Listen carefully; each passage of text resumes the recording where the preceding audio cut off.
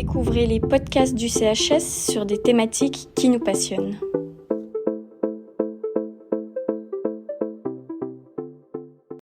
Bonjour à toutes et à tous. Aujourd'hui, nous avons le plaisir d'accueillir l'une de nos collaboratrices sur notre chaîne. Il s'agit de Sylvie Bourgognon, médiatrice au sein du CHS, qui vient nous apporter son expertise dans le domaine. Le CHS est un service spécialisé dans la santé en entreprise, dans la prévention et gestion d'absentéisme.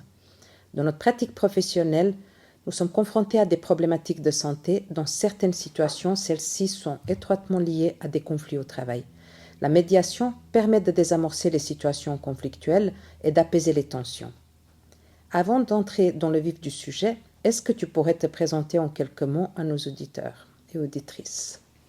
Bonjour à tous, très volontiers. Je suis une juriste atypique orientée solutions. J'ai travaillé pendant plusieurs années comme juriste au sein de la Vaudoise Assurance dans différents services. Et un des derniers services dans lequel j'ai contribué, c'est donc le service des cas complexes RC, véhicules moteurs.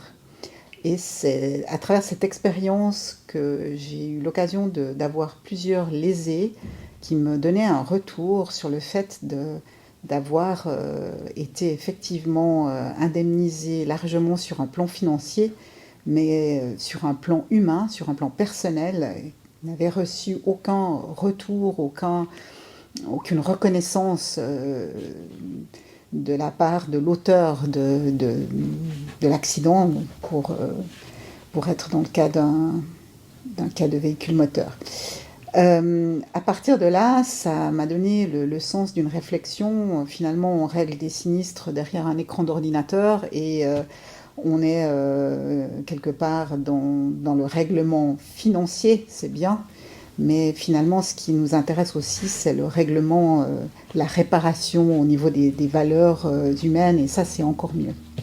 Donc à partir de là, je me suis orientée sur une formation de médiation, et j'ai fait un CAS de médiation à l'UKB en 2010. Et c'est effectivement une expérience qui a un petit peu bouleversé ma vie, parce que de mettre plus de l'humain dans nos relations aujourd'hui, ça donne beaucoup plus de sens. Merci. Pour commencer, comment peut-on définir la médiation ? La question est difficile quelque part parce que finalement, la médiation, c'est une posture, c'est un état d'être. Donc, j'aime bien définir la médiation en prenant un exemple. C'est l'exemple des deux frères qui se battent pour avoir une orange. Et finalement, le travail du médiateur, c'est de comprendre ces deux postures. L'un a besoin du jus de l'orange et l'autre a besoin de l'écorce de l'orange.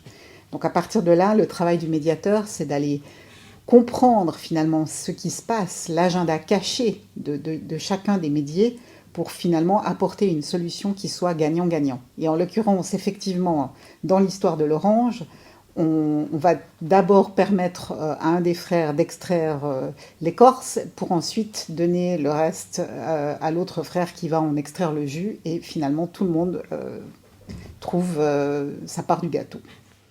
Comment devient-on médiateur ? J'ai envie de dire, c'est en forgeant qu'on devient forgeron. Évidemment qu'il y a tout l'aspect formation qui est très très important, mais la médiation, c'est un art qui se pratique, et plus on pratique, plus on devient médiateur. Et comme je le disais précédemment, c'est un art de vivre, c'est une posture, c'est un état d'être. Quel rôle doit tenir le médiateur ? Le médiateur, pour moi, il a un rôle de facilitateur de communication. Souvent, on doit, en tant que médiateur, vérifier que les choses étaient bien comprises d'une part et d'autre. Et donc, c'est en reformulant, en étant dans une capacité d'écoute active, de présence, qui fait qu'on va avoir ce rôle qui nécessite neutralité et impartialité. Le rôle du médiateur, c'est un constructeur de pont. Quelle qualité doit avoir le médiateur ? Alors, comme je viens de le formuler, le médiateur doit faire preuve d'écoute active, il doit être dans la présence de ce qui se passe réellement dans l'instant. Il doit avoir aussi une qualité de persévérance, parce que parfois on a juste envie de tout arrêter parce qu'on se dit que ça va mener à rien du tout, et vraiment de se dire ok, on va rien lâcher, on va aller jusqu'au bout, et ça c'est peut-être une qualité qui est très importante chez le médiateur en général, et j'ai envie de dire, c'est une main de fer dans un gant de velours. Dans quel contexte peut-on proposer une médiation? Alors, toutes les situations de conflit se prêtent naturellement à la médiation. Les éléments les plus importants sont la participation volontaire et bienveillante des médiés. Et le rôle du médiateur d'emblée, c'est de vérifier la médiabilité de la situation. En d'autres termes, de voir quelles sont les limites de la médiation, qui peuvent être par exemple un problème de maladie, donc une maladie psychique qui fait que la personne elle peut pas se déterminer correctement, ou alors si le médiateur observe une problématique d'instrumentalisation, ou alors un rapport de force qui est vraiment extrêmement important. Pourquoi est-ce que la médiation est importante dans les entreprises?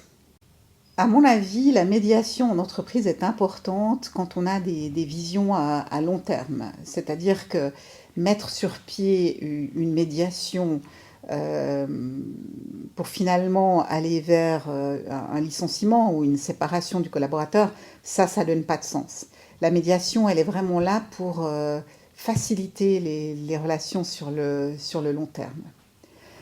Ça permet aussi d'anticiper les conflits, les tensions, ça permet de rétablir du sens pour les collaborateurs, ça apporte principalement des solutions constructives avec des prises de conscience des forces et des fragilités de chacun.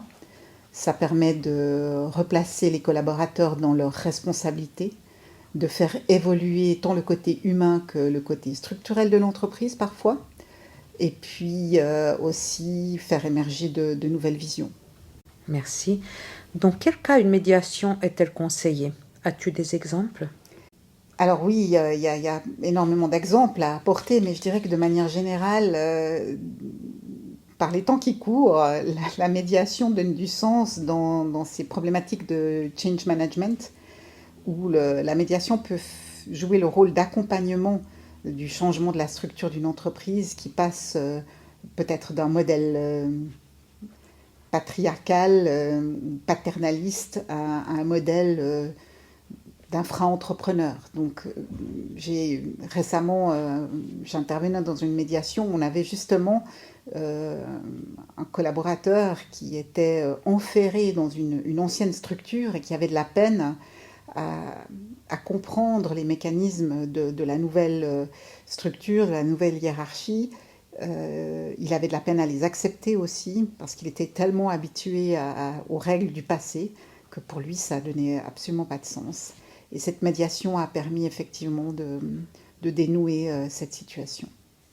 Quelles sont les difficultés auxquelles le médiateur peut faire face? Le médiateur peut et doit souvent, en première mission, rétablir un dialogue authentique et non un dialogue de sourds, ou faire semblant de communiquer. Le médiateur doit percevoir ce niveau de dialogue et aller tendre vers un dialogue authentique. Il empêche également la fuite en avant et il permet en fait d'affronter la réalité telle qu'elle est. Il sert souvent de miroir aussi aux participants à la médiation, et finalement il permet d'éviter l'escalation du conflit. Quels peuvent être les résultats d'une médiation? Les résultats d'une médiation, on va dire de manière très simple, on parle d'une médiation aboutie, où finalement elle se conclut par un accord de médiation qui est signé, où on va vers des solutions gagnant-gagnant, ou alors on est sur une médiation non aboutie. Ça ne veut pas dire qu'elle a échoué, c'est simplement qu'on n'a pas réussi à à mettre un accord en place. Dans ces médiations non abouties, je distingue les médiations non hostiles, ou disons la finalité est non hostile, donc on va simplement vers une séparation, on stoppe le processus. Et puis il y a les médiations non abouties qui ont un caractère un petit peu hostile où effectivement la suite s'oriente vers une procédure judiciaire. Quel retour reçois-tu de la part des collaborateurs? Eh bien, très souvent, il y a un sentiment, l'expression d'un sentiment de soulagement et de bénéfice d'avoir été entendu. Principalement, c'est le retour qui nous revient. Et puis aussi, assez souvent, clairement, un cheminement personnel, la prise de conscience de finalement, ah voilà, je me reconnais moi-même, je découvre quelque chose d'une facette de moi-même que je n'avais pas perçue. Merci. Un petit mot de la fin? Comme le mot de la fin, j'ai envie de vous dire, il faut choisir la médiation en entreprise, parce que c'est la meilleure manière d'offrir un espace de reconnaissance, c'est restaurer la confiance.